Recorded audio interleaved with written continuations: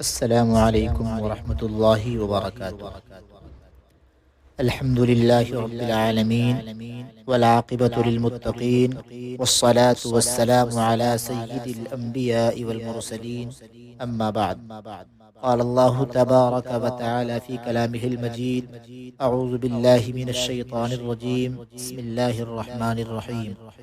ظهر الفساد في البر والبحر بما كسبت أيدي الناس ليذيقهم بعض الذي عملوا لعلهم يرجعون.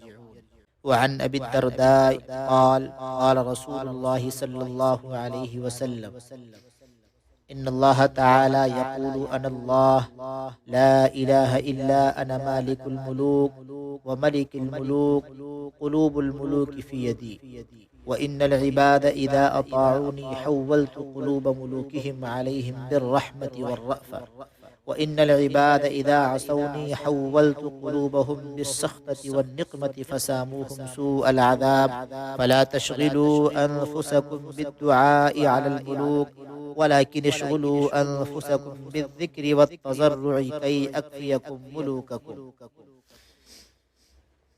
صدق اللہ مولانا العظیم۔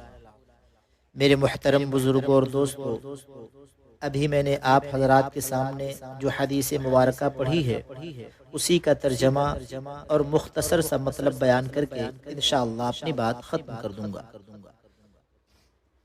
میرے محترم بزرگوں اور دوستوں، میں نے جو حدیث مبارکہ پڑھی ہے جس میں جناب نبی کریم صلی اللہ علیہ وسلم فرماتے ہیں کہ اللہ تعالی حدیث قدسی میں ارشاد فرماتے ہیں کہ میں ہی اللہ ہوں۔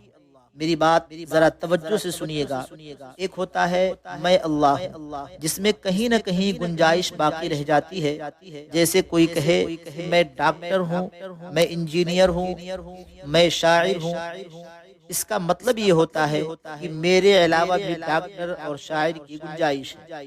اللہ رب العزت یہ نہیں فرما رہے ہیں کہ میں اللہ ہوں، بلکہ کہتے ہیں انا اللہ، میں ہی اللہ ہوں۔ اس میں پھر دوسرے کے داخل ہونے کی گنجائش نہیں ہوتی، جس کا صاف مطلب یہ ہے کہ اللہ کے علاوہ کوئی معبود نہیں، اللہ کے علاوہ کوئی اللہ نہیں ہو سکتا۔ آگے اللہ فرماتے ہیں لا الہ الا انا، سنو یاد رکھو میرے علاوہ کوئی معبود نہیں ہو سکتا۔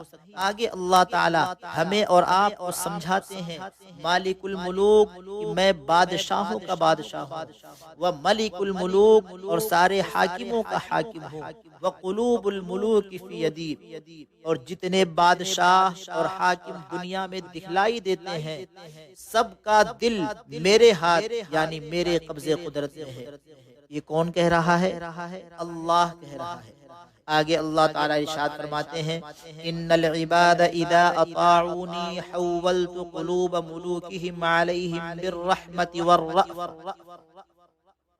کہ جب میرے اکثر بندے میری اطاعت و فرما برداری میں زندگی گزارتے ہیں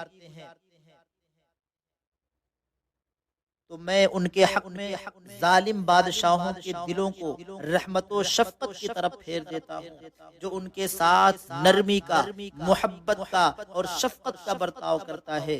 وَإِنَّ الْعِبَادَ إِذَا عَصَوْنِي حَوَّلْتُ قُلُوبَهُمْ بِالسَّخْطِ وَالنِّقْمَةِ فَسَامُوهُمْ سُوءَ الْعَذَابِ، اور جب میرے اکثر بندے نافرمانیوں کا شکار ہو جاتے ہیں تو میں ان کے حق میں عادل و نرم خو بادشاہوں کے دلوں کو غضبناک اور سخت گیری کی طرف پھیر دیتا ہوں، یعنی ان پر ایسا ظالم بادشاہ مسلط کرتا ہوں جو ان پر سختی کا معاملہ، ظلم کا معاملہ، تشدد کا معاملہ، انتقام کا معاملہ کرتا ہے، طرح طرح کی اذیتوں کا شکار بنا دیتا ہے۔ اس سے بات صاف ہو گئی کہ حالات جو بندوں پر آتے ہیں اور ظالم بادشاہ جو اللہ مسلط کرتا ہے وہ خود بندوں کے اعمال کے نتائج ہوتے ہیں۔ ہمارے اعمال صحیح، اللہ کا فیصلہ اسی کے مطابق صحیح ہوتا ہے۔ ہمارے اعمال بد، اللہ کا فیصلہ ہماری بد اعمالیوں کی سزا کی شکل میں ہوتا ہے۔ آگے اللہ فرماتے ہیں سنو تمہیں کیا کرنا ہے جب تمہارے اوپر ظالم بادشاہ مسلط کر دیا جائے، ظالم حکمران تمہارے اوپر مسلط کر دیے جائیں تو تمہارا کام فلا تشغلوا انفسکم بالدعاء علی الملوک، تو ایسی صورت میں تم اپنے آپ کو ان بادشاہوں کے لیے بد دعا کرنے میں مشغول نہ کرو، ایسی صورت میں تم ان بادشاہوں کو برا بھلا کہنے میں اپنے اوقات کو ضائع مت کرنا کہ فلاں ایسا ہے، فلاں یہ ظلم کر رہا ہے، فلاں یہ ستم ڈھا رہا ہے، اس نے کچھ نہیں کیا ہے، سب ہم نے کیا ہے۔ اللہ فرماتے ہیں کہ ایسی صورت میں بادشاہوں کو برا بھلا کہنے میں، ان کی برائی بیان کرنے میں اپنے اوقات کو ضائع مت کرنا، اس میں تمہارے مسائل کا حل نہیں ہے، بلکہ مسئلے کا حل یہ ہے وَلَكِنِ اشْغُلُوا أَنفُسَكُمْ بِالذِّكْرِ وَالتَّضَرُّعِ كَيْ أَكْفِيَكُمْ مُلُوكَكُمْ۔ جب ایسے حالات کا شکار تمہیں بنا دیا جائے تو تم میری بارگاہ میں تضرع و زاری کر کے اپنے آپ کو میرے ذکر میں مشغول کرو، تاکہ میں تمہارے ان بادشاہوں کے شر سے تمہاری حفاظت کروں۔ میرے دوستو، میرے بزرگوں، دنیا کا جو بادشاہ ہوتا ہے اس کا وقت 5 سال کا ہوتا ہے۔ 5 سال کے بعد اگر نہیں جیتا تو نیچے چلا جائے گا۔ کل جو اوپر بیٹھا تھا 5 سال کے بعد وہ نیچے آ جائے گا۔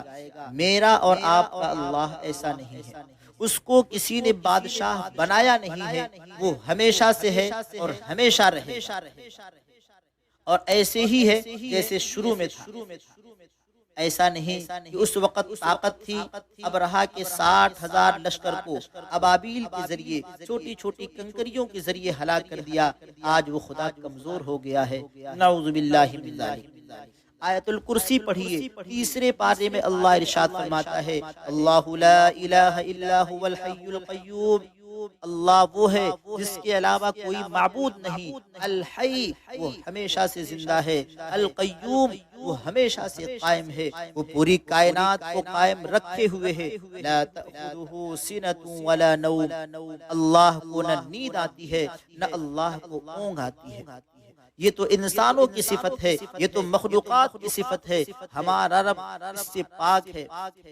میرے دوستو، اگر آج ہم اپنے اعمال کو صحیح کر لیں گے تو انشاءاللہ آج اللہ کا فیصلہ ہمارے حق میں صحیح ہو جائے گا، آج اللہ حالات کو چینج کر دے گا۔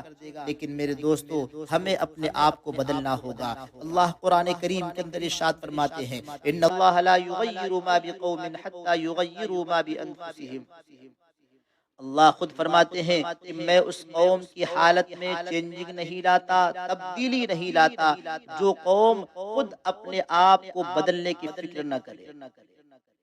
میرے دوستو، میرے بزرگوں، بدعمالی کی سزا کتنی بڑی ہے، اور انسان کی بدعمالی کی وجہ سے عالم کی نہیں، حافظ کی نہیں، محدث اور مفسر کی نہیں، بلکہ وقت کے نبی کی دعا بھی مؤخر کر دی جاتی ہے۔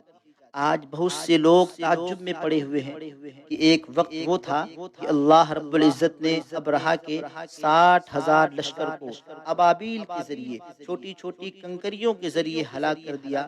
آج وہ خدا کہاں ہے؟ آج وہ کیوں نہیں سن رہا ہے؟ یہ فلسطینی مسلمانوں پر جو ظلم ہو رہا ہے، ہزاروں بچے شہید ہو گئے، لاکھوں لوگ مارے گئے، مسجد اقصی خطرے میں ہے، آخر کیا بات ہے؟ خدا اپنی قدرت کا مظاہرہ نہیں فرما رہا ہے۔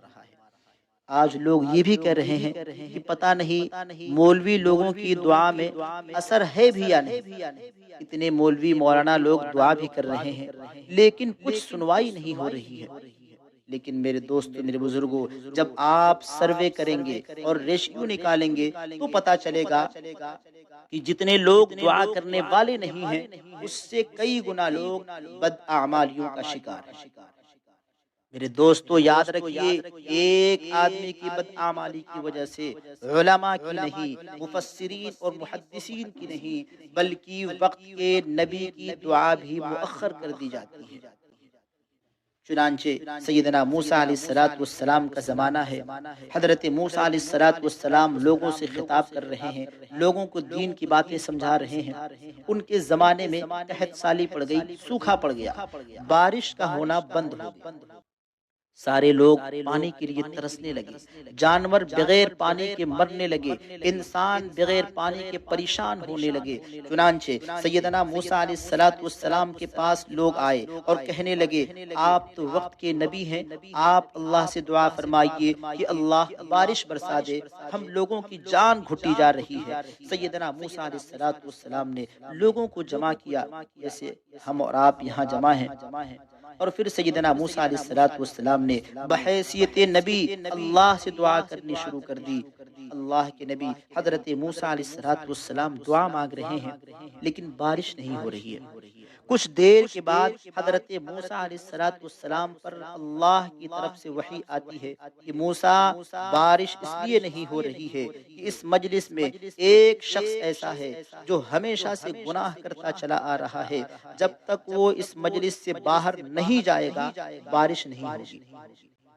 سیدنا موسیٰ علیہ السلام کو جب اللہ کی طرف سے یہ بات بتائی گئی تو اللہ کے پیغمبر حضرت موسیٰ علیہ السلام نے اس کا اعلان کیا کہ سنو، بارش اس وقت تک نہیں ہوگی کہ اس مجلس میں ایک ایسا شخص ہے جو ہمیشہ سے گناہ کرتا چلا آ رہا ہے، مسلسل اللہ کی نافرمانی کرتا آ رہا ہے، جب تک وہ اس مجلس سے باہر نہیں جائے گا اللہ کی طرف سے بارش نہیں ہوگی۔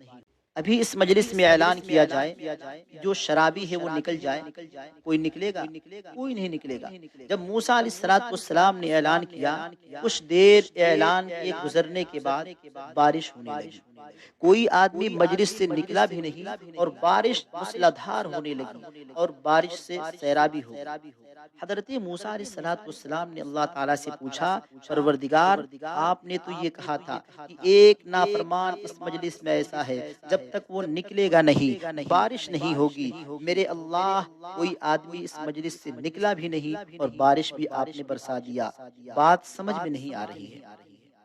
اللہ رب العزت نے اپنے محبوب پیغمبر کو یہ بتایا کہ موسیٰ، جب آپ نے مجلس میں اعلان کیا کہ ایک گنہگار نافرمان ایسا ہے جس کی وجہ سے نبی کی دعا بھی نہیں سنی جا رہی ہے اور بارش روک دی گئی ہے، جب تک وہ نکلے گا نہیں بارش نہیں ہوگی، جب آپ نے یہ اعلان کیا وہ آدمی بڑا شرمندہ ہوا اور سوچا کہ مجلس سے نکلیں گے کیسے۔ اس نے مجھ سے کنیکشن پیدا کیا، اس نے مجھ سے رابطہ کیا، دل سے جوڑا اور کہنے لگا، میرے پیارے اللہ، آج تک میرے گناہوں کو کسی نے نہیں جانا، آج تک تو نے میرے گناہوں کو چھپا کر رکھا، اے میرے کریم آقا، آج میں اگر مجلس سے نکل کر جاتا ہوں تو لوگ میرے گناہوں سے مطلع ہو جائیں گے۔